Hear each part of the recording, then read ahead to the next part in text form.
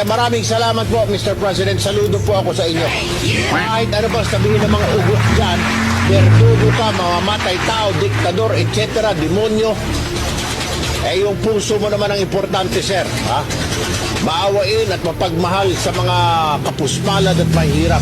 Diyan po kami magkakapatid. Saludo ang Tulfo Brothers. Kayo nagsasalwal o nakalampin pa lamang kayo, ako'y supporter na ni Pangulong Duterte. Meron pa lang si Pangulong Duterte back in 1998 sa DCXL, sa Philconsem Building. Pinupuri ko na po si Mayor Duterte noon. Hanggang sa lumipat kami noon sa Barangay Ugong, hanggang sa Guadalupe, hanggang sa ako po naging kolumnista ng Abante Tonight.